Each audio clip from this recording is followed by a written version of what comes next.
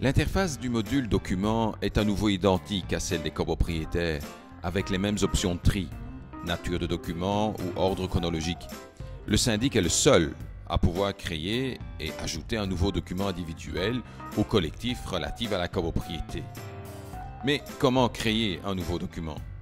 Comme d'habitude, la petite croix, en haut, à droite, symbolise la création et vous permet d'accéder à l'interface « Nouveau document ». Il convient d'attribuer un titre à ce document dans le cas qui nous occupe, règlement de l'immeuble. Lui spécifier un groupe qui disposera d'une visibilité sous le document traité. Les choix disponibles sont les suivants. Confidentiel, c'est-à-dire que le syndic publie un document pour un tiers spécifique de la copropriété. Un champ non apparaît d'ailleurs afin que le syndic puisse nommer la personne concernée. Autre choix, le groupe occupant. Cela comprend les copropriétaires résidents et les locataires. En choisissant le groupe copropriétaire, il distribue le document concerné à l'ensemble des copropriétaires, et ainsi de suite pour les autres groupes renseignés. Il est important de préciser que les groupes sont construits de manière hiérarchique, c'est-à-dire que, mis à part confidentiel, le groupe copropriétaire pourra visualiser les documents adressés aux occupants ou le groupe conseil de copropriété pourra visualiser les documents adressés aux copropriétaires. Le syndic devra impérativement choisir un classeur de rangement dans Item Solutions. Par exemple, notre règlement de l'immeuble trouvera sa place dans l'acte de base. Les documents peuvent également être rattachés à un lot ou un carnet d'entretien. Un champ susceptible de recevoir des informations complémentaires est disponible mais pas obligatoire. Attention, lors de la création du document, le syndic sera apte à notifier de deux manières différentes les personnes concernées. Par défaut, la case « Ne pas notifier » est cochée, ce qui signifie que le document sera placé dans le classeur déterminé sans que le groupe de destinataires en soit notifié.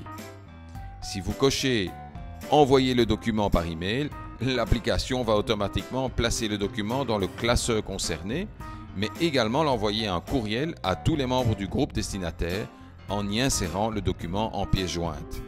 Enfin, l'option « Notifier l'utilisateur par mail avec accusé de réception » aura pour effet immédiat de ranger le document dans Item Solutions et d'envoyer un courriel au groupe de destinataires concernés en leur stipulant qu'un nouveau document est disponible dans Item Solutions.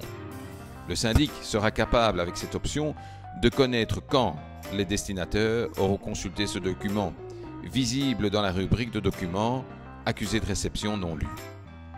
Le syndic va ensuite rechercher le document sur son ordinateur. Mais attention, seuls quelques formats sont autorisés. Une fois le document choisi, il ne reste plus qu'à cliquer sur « Publier le document ». Le bouton « Transmettre le document au back-office » est disponible uniquement en souscription à l'assistance comptabilité. Par ce moyen, le syndic pourra transmettre directement aux personnes concernées, par exemple les pièces comptables. Le document publié est consultable ou téléchargeable par le groupe concerné dans le module document sous le classeur affecté. Le document reste en tout temps éditable en cliquant sur le petit crayon à gauche de la droite de création et vous donne accès à la même interface que précédemment, vous permettant de mettre à jour les documents ou encore de le supprimer en cliquant sur la petite corbeille.